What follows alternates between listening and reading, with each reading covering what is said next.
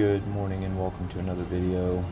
I recently got a comment from a subscriber and I intentionally shot this video to see if I could help them.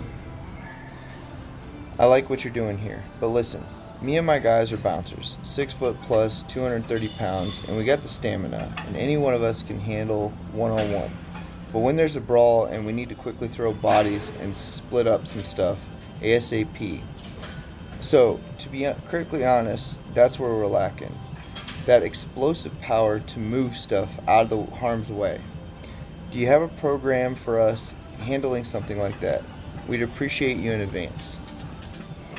I appreciate the comment and question, and to be honest, I don't usually do voiceovers or answer comments directly, but I try to help out any way I can, when I can. For some background, I'm 42 years old. I'm about 5'8", somewhere between 165 and 170 pounds. During high school, I didn't really have a big sports background. I ran track for one season, played baseball for one season, so I didn't have a super athletic physique. I didn't go through weight training. I didn't do any of that stuff. I actually didn't start lifting and taking nutrition seriously until I was probably 21 or 22 years old when I was in the military. After the military, I got into law enforcement, SWAT training, serious law enforcement training, so I can relate a little bit with having to put hands on people. After that, I got into first response, firefighting, and rescue training. When you think about the definition of power, it is speed times force equals power. As much as I like bodybuilding movements for a foundation to build muscle, when it comes to law enforcement, being a bouncer or a first responder, you want to train and practice for real life scenarios. A lot of the movements you've seen in the video are pretty basic movements except for this one right here.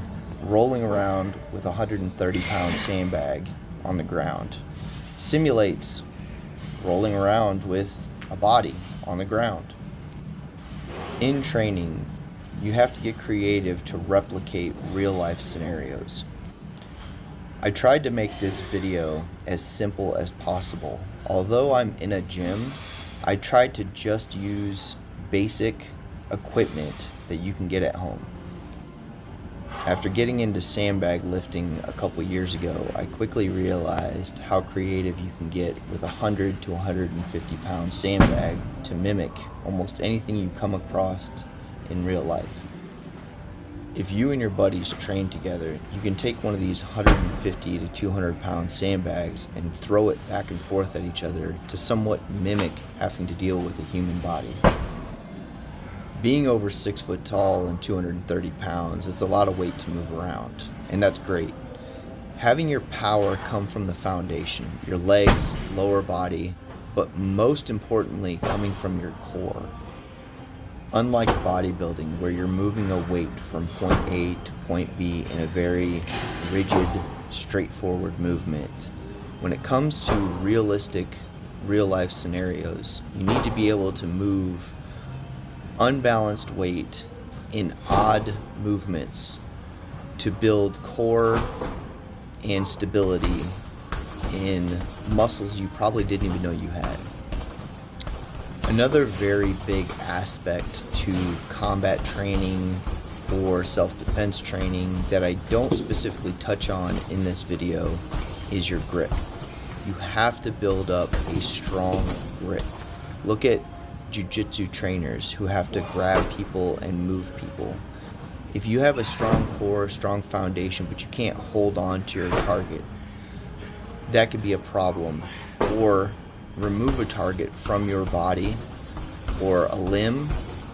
When you get grabbed by somebody that has immense grip strength, you know it immediately. If you're on a budget, I posted a couple pictures of some sleds I found on Amazon if you're just trying to work out from home and you're not trying to do this specifically in a gym. Also, there's a few sandbags. I have quite a few sandbags in my home gym, and the ones you actually see in this video are the ones I brought from home to this gym. If I could do it over again, I probably would pick a sandbag similar to the one that I'm using to give me handles, something to make it a little bit more versatile if I'm trying to replicate more realistic scenarios. Because having handles on the bag give you so many more options as far as you can hook a strap or a rope, pull it across the ground if you're at home or in a home gym. It allows you to just be a lot more creative in your movements when you're trying to build this really strong base of power. This bag you see me moving is only 75 pounds because this is the one that is actually at the gym. I don't have any bags like this. The big bags that I have at this gym are 130 pounds and 180 pounds. I have a 200-pound bag and a 250-pound bag in my home gym. One of the things I can't stress enough is I think there's a misconception when it comes to sandbags being primarily used for calisthenics and stamina. But if you watch any of the Stone Circle YouTube channel's videos, you will quickly realize that if you start bumping up the weight in your sandbags, you can go from calisthenics into honestly some of the craziest strength building I've ever seen. The point I'm trying to make is don't start with light sandbags. If you have no experience with sandbags and you're a smaller guy or girl, I would say maybe start with like 100 pounds just so you can get a feel for it. But once you get accustomed to a 100-pound sandbag, you need to seriously bump up your weight. I'm talking 150 to 200 pound bags for smaller individuals. If you're 6 foot tall or taller and over 200 pounds, you need to be wrestling with something about your weight. It's kind of like strength training in the gym. You know, you want to go for low reps, high sets. So you want to do, 3 to 5 reps, 5 to 8 reps at most. Well, in order to do that with a sandbag, you need to start maxing out your potential. And if you watch Cody in the Stone Circle YouTube channel, this guy's lifting 250, 300 pound bags at 5'8" and 155 pounds over 100 times. His strength endurance is absolutely insane. Also, another point is I've seen people that can deadlift 400, 500, 600 pounds that struggle to lift a 200 or a 250 pound sandbag. And it's not because they're weak, it's because they're not used to moving an unbalanced amount of weight in an odd, straight from the ground, having to arch your back a little bit, not wearing a belt, not wearing straps, all grip strength. It is a completely different animal when you're lifting a genuinely heavy sandbag. Also, to add to your equipment list, a good couple heavy kettlebells for a home gym goes a long way. This one that I'm getting ready to lift is a 110-pound kettlebell, and I wanted to do a movement somewhat similar to maybe pulling a suspect or a person off of another person, right? Maybe one-handed, grabbing them by the collar and removing them from the situation.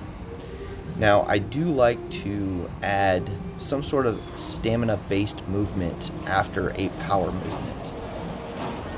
This is just me going for 30 seconds as hard as I can after doing a strength or a power-based movement.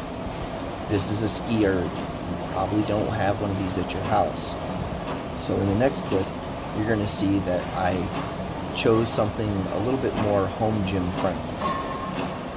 In conclusion, the point that I was trying to make with this video to address the subscriber was to create a strong power-based or strength-based movement. You have to get creative to mimic the movements that you would do in real life. If you can create a good home gym setup with a few inexpensive pieces of gym equipment, sandbags, kettlebells, sleds, a heavy CrossFit tire, tractor tire,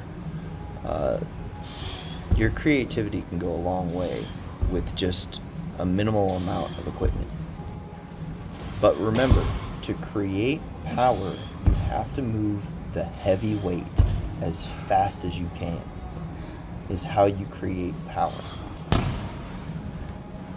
I still perform basic bodybuilding movements. I still do barbell movements, hypertrophy movements, as just to add to my workout program. Addition to my foundation weight training program of my workout program always consists of functional fitness movements. I know that's a very cliche thing, but moving odd objects just mimics real life scenarios a lot more than moving a barbell from point A to point B. I hope you enjoyed the video, and I hope this helps answer your question and gives you some ideas to create your own program along with anybody else that may be struggling to get away from the typical gym movements and get into more functional fitness. I highly recommend checking out the Stone Circle YouTube channel. I have met Cody in person, and I can tell you definitively that if you're trying to learn the basics of sandbag movements or what the human body is capable of working out with heavy sandbags, he's the guy to go to, and I would actually consider him probably the expert on YouTube when it comes to sandbag knowledge. Thank you for all the support. Enjoy the rest of the video, and I'll try to be a little bit more consistent when it comes to posting. I thought I would throw this video in at the end just to demonstrate some of the creative movements that I personally come up with to help my training program. So I did some basic 130-pound sandbag box squats, threw it on my shoulder, carried it to the end of the basketball court, switched to my other shoulder and brought it back, followed by 42-inch box jumps for a set of 5. And this was after I did everything else in my workout program for the day. This is kind of one of my finishing movements. But this just goes to show, like, you can get creative if you have the tools and create a good program for yourself to accomplish the goals that you're trying to accomplish.